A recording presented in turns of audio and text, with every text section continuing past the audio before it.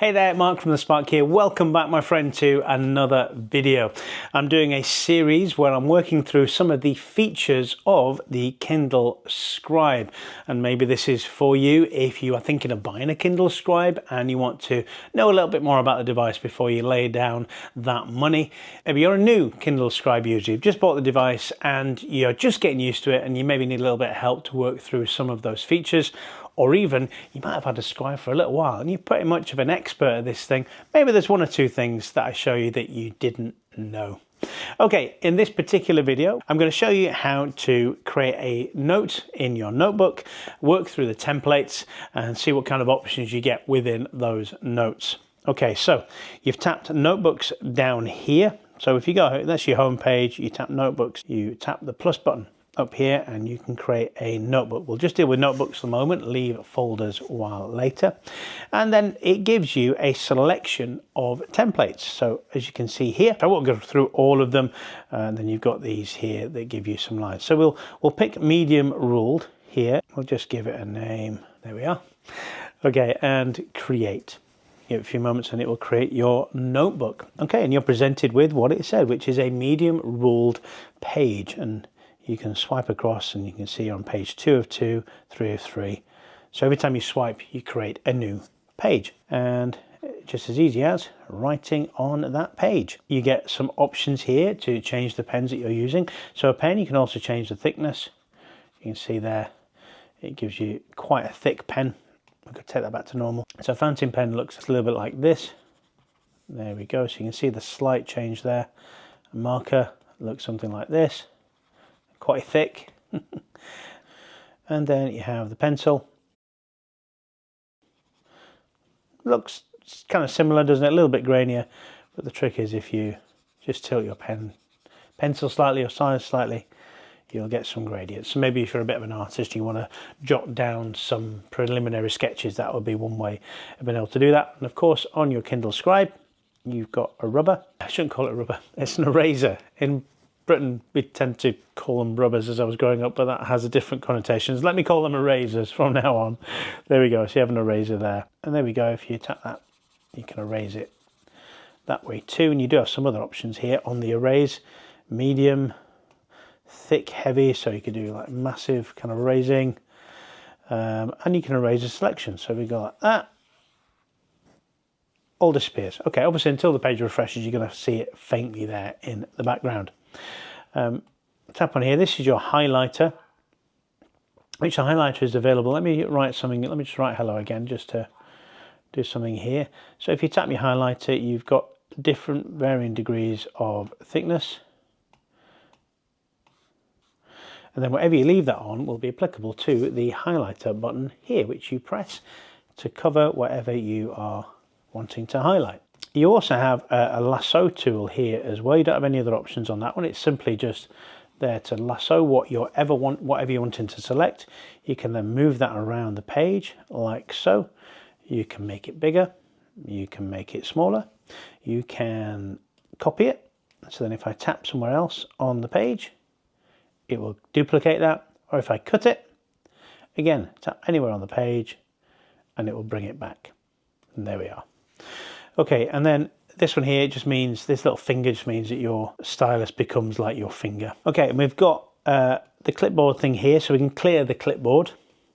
And then that faints itself out because it's no longer got anything on there, it's been cleared. You can obviously also tap this back button here to undo what you might not want to have undone. And if you tap these three buttons here, it just moves it to the other side of the page. And if you want to close this, I'll just move this back because I'm used to being on this side. If you want to close this selection here, you just tap that and it appears there. That's how you simply get into making a note on your Kindle. And then if you tap at the top here, we can see some other options. Now we can power up our notes with AI. Now this is new to the UK because I don't believe I had this option when I got my Kindle Scribe towards the end of last year. So we can now use, as it says here, use the AI to summarize or refine our notes to make them easier to reference. So if we tap OK on that, and we can refine our writing. So we can either refine the current page or the entire notebook. So if we just tap that, so it syncs your notes and does its best to refine your writing. Now, if I had loads of notes on that page, you'd see a much bigger difference. But there we are. Made my intelligible handwriting a little more intelligible. Intelligible, is that a word? So customize, we can change it, make it bigger or smaller. There we go. The font family as well, we can change the fonts that we prefer. I quite like Cadia, so we'll leave it at that. And the line spacing as well between them, you can change that too. So it's reasonably customizable. And then add to notebook, add first page, and there we are. So it's taken what we've written there and made it neater there. If we tap this here, we can then, so if we summarize, there's not going to be much to summarize, but we'll summarize the current page. Right, okay. Can't process selected content. So let me open up another notebook that I will have more words on. So let's go to this book here. It's got a lot more going on. So we'll just tap that and we will summarize. And we'll summarize the current page rather than the whole book. Again, it's obviously going to the cloud and coming back down again. So it just takes a little bit of time to do this. Syncing your notes and generating your summary. And there we are. So this is the summary of what I had written there. So we'll add that to notebook. Again, you could customize it like you could do before. We'll add that to notebook. We'll add it as a first page just so we can compare. It's done a pretty good job of summarizing what I'd written there. And it definitely is a lot more readable. And as with any of this, you can still write on it and you can still highlight it. So that's good to see that AI is there. And again, it's refined the writing as well as created the summarization on that too. And if I tap this here, it will enable you to email your notebook to yourself, and it'll even convert the written notes, if you haven't done the summarization via AI, to text as well, and it'll send you that to your preferred email address. We can go to here, we'll show you all the notes.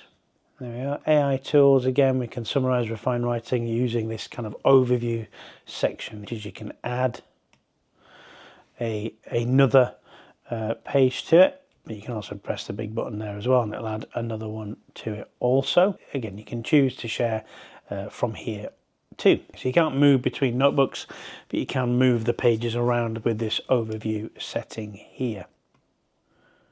You can always edit what you've titled it if you tap that button there as well. And tap that again and we'll go to another one just to, so we'll do a checklist. There we go, apply to this page only. There you go, so it's created a checklist. In fact, if I do my lasso tool, I can select that and I can move it across. It fits on the lines. There we go. And there we are. But if you go to the next page, you'll see it's still the old template. There we go. Okay, so that's the notebooks, note-taking that you can do on here. I think I showed you right at the beginning, I hinted at the fact you can create a folder. So if we create a folder, we'll just call it test here. Create. So within the folder, we can create a notebook, or if we can go here, tap the 3 button here, we can actually move it to this notebook here. So we're moving the page to the folder. So the notebook to the folder. There we are. You can see it's now got that in there. If you keep your finger pressed on it, you also bring up the same options too.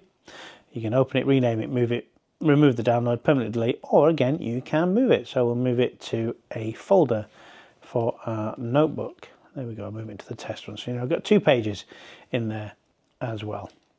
Now, unless I'm mistaken, you can't select multiple documents. So you have to kind of go through that of moving it to that. But it's a way of getting all your notebooks together into one folder. And I believe you can create subfolders too. So we can create a folder. I'll call this test 2.